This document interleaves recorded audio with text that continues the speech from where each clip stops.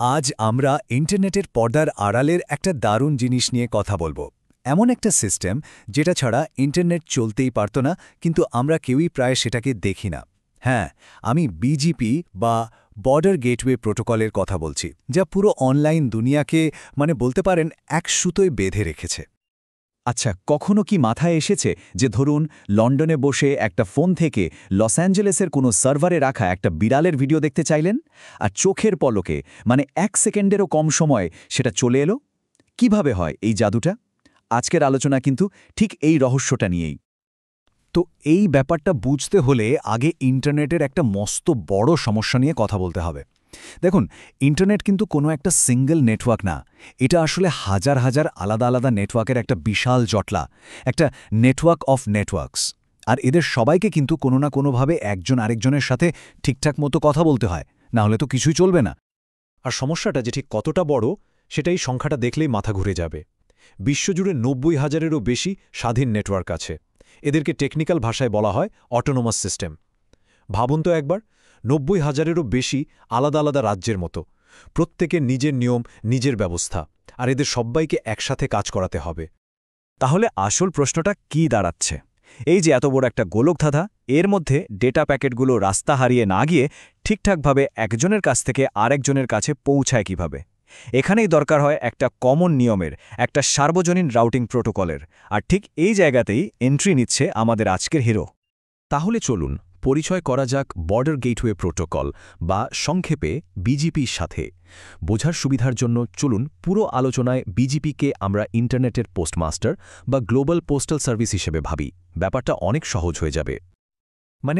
বিজিপিকে ইন্টারনেটের global postal সার্ভিসের মতো ভাবা যেতে পারে। একটা জিনিস মাথায় রাখতে হবে, বিজিপি কিন্তু নিজে চিঠি বা ডেটা ডেলিভারি করে না। ওর কাজ হলো ঠিক করে দেওয়া যে প্রত্যেকটা ডেটা প্যাকেট এক দেশ থেকে আরেক দেশে, এক নেটওয়ার্ক থেকে আরেক নেটওয়ার্কে যাওয়ার জন্য ঠিক কোন রাস্তাটা ধরবে, কোন রাস্তাটা হবে সবচেয়ে বেস্ট।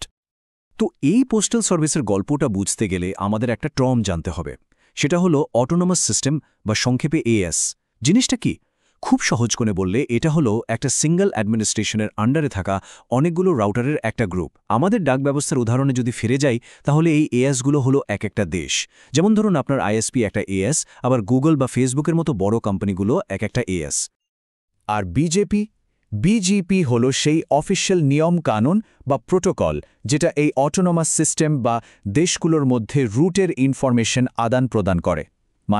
এটা হলো সেই রুল বুক যেটা মেনে সব দেশ একে অপরের সাথে চিঠি চালাচালি করে। আর পুরো ব্যাপারটা যাতে নির্ভরযোগ্য হয়, সেজন্য বিজেপি কিন্তু টিসিপি প্রোটোকলের পোর্ট 179 ব্যবহার করে। এতে কানেকশনটা খুব স্টেবল থাকে আর ডেটা হারানোর ভয় থাকে না। আচ্ছা, তাহলে বিজিপি কিভাবে কাজ করে তার একেবারে কোর কনসেপ্টে আসা যাক। এখানে 3টে খুব গুরুত্বপূর্ণ জিনিস আছে: পিয়ার্স, প্যাথস আর পলিসিজ। বলা যেতে পারে এগুলোই হলো ইন্টারনেটের হাইওয়েতে চলার আসল নিয়মকানুন। স্ক্রিনে যেমনটা দেখা যাচ্ছে, বিজিপি পিয়ারিং হলো দুটো নেটওয়ার্কের মধ্যে ডেটা এক্সচেঞ্জ করার একটা চুক্তি। এটার আবার দুটো ভাগ আছে। একটা হলো এক্সটার্নাল বিজিপি বা ইবিজিপি। এটা হলো দুটো আলাদা দেশ বা এএস এর মধ্যে চিঠি চালাচালি। ডেটা যখন একটা আইএসপি থেকে আরেকটা আইএসপিতে যায়, তখন ইবিজিপি কাজ করে। আর আরেকটা হলো ইন্টারনাল বিজিপি বা আইবিজিপি। এটা হলো একটা দেশের ভেতরের ব্যাপার, একটা নেটওয়ার্কের ভেতরেই ডেটা আর রুটের তথ্য ঠিকঠাক মতো ম্যানেজ করা, যাতে ওই নেটওয়ার্কের সবাই বাইরের রুটগুলো সম্পর্কে জানতে পারে। এরপর আসছে এএস প্যাথ। এটা দারুণ একটা কনসেপ্ট। সোজা কথায় এটা হলো একটা লিস্ট যেখানে লেখা থাকে ডেটা প্যাকেটটা কোন কোন অটোনোমাস সিস্টেম বা দেশ ঘুরে এসেছে। ঠিক যেন একটা প্যাকেজের গায়ে পরপর মারা বিভিন্ন দেশের স্ট্যাম্প বা সিলমোহর। এই স্ট্যাম্পগুলো দেখেই দুটো খুব জরুরি কাজ হয়। এক, বোঝা যায় প্যাকেটটা কোত্থেকে আসছে, আর 2, সবচেয়ে গুরুত্বপূর্ণ, এটা ডেটাকে একই রাস্তায় বারবার ঘুরপাক খাওয়া থেকে আটকায়, রাউটিং লুপ হতে দেয় না। তো এতক্ষণ তো আমরা নিয়মকানুন নিয়ে কথা বললাম। এবার আসা যাক সবচেয়ে ইন্টারেস্টিং পার্টে। বিজিপি ঠিক কিভাবে বেস্ট রুটটা খুঁজে বের করে। আর এখানেই আসল মজাটা। বিজিপি কিন্তু সবসময় সবচেয়ে ছোট বা সবচেয়ে ফাস্ট রাস্তাটা খোঁজে না। না, এর সিদ্ধান্ত নেওয়ার মূল ভিত্তি হল পলিসি বা নীতি। যদিও বিজেপির পথ খোঁজার প্রসেসটা বেশ জটিল, কিন্তু আমরা এটাকে সহজ করে 3টে স্টেপে দেখতে পারি।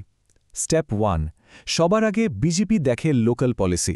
মানে নেটওয়ার্ক অ্যাডমিনরা আগে থেকেই কোনো নিয়ম ঠিক করে রেখেছেন কিনা, যেমন হয়তো কোনো নির্দিষ্ট পার্টনারের সাথে খরচের চুক্তি আছে। স্টেপ 2, এরপর বিজেপি প্রায় সবসময় এক্সটার্নাল বা ইবিজিপি রুটকে ইন্টারনাল বা আইবিজিপি রুটের থেকে বেশি পাত্তা দেয়।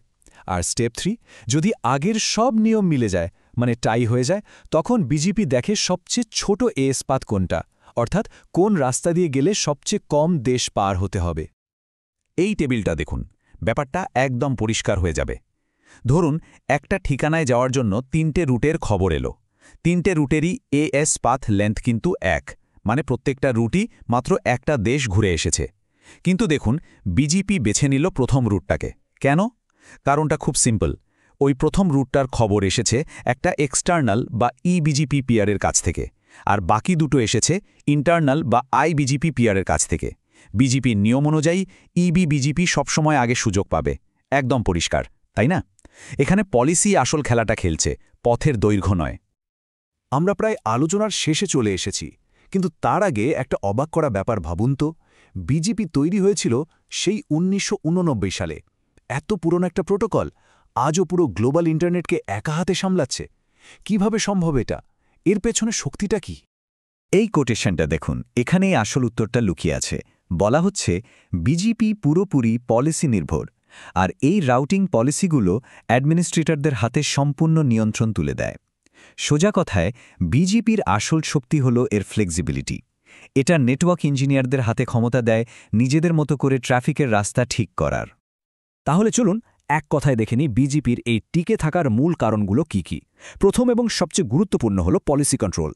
নেটওয়ার্ক অপারেটররা শুধু টেকনিক্যাল দিক নয়, নিজেদের বিজনেস লজিক, খরচ, পার্টনারশিপ এই সব কিছুর উপর ভিত্তি করে ট্রাফিকের রুট ঠিক করতে পারে। দ্বিতীয়ত, লুপ প্রিভেনশন। এস পাথের ওই যে স্ট্যাম্প লাগানোর বুদ্ধিটা, ওটা খুবই সহজ কিন্তু দারুণ কাজের। ডেটা কোনোদিনও ভুল রাস্তায় হারিয়ে যায় না। আর তৃতীয় কারণ হলো এর অবিশ্বাস্য স্কেলেবিলিটি। এটাকে এমনভাবে ডিজাইন করা হয়েছিল যে কয়েক দশক ধরে ইন্টারনেটের এই যে বিশাল গ্রোথ, সেটাকেও বিজেপি হাসি মুখে সামলে নিয়েছে। তাহলে ভাবুন, সে ৯৮ সালের একটা ডিজাইন আজও পুরো ইন্টারনেট দুনিয়াকে চালাচ্ছে। এটা এর ডিজাইনারদের দূরদর্শিতা সম্পর্কে কি বলে, তাই না? আর ভবিষ্যতের কথা যদি ভাবি, যখন ডেটার পরিমাণ আরও বাড়বে, তখন বিজেপিকে হয়তো নতুন কোনো চ্যালেঞ্জের মুখে পড়তে হবে। কি হতে পারে সেই চ্যালেঞ্জগুলো? এই প্রশ্নটা না হয় ভাবার জন্য তোলা রইল।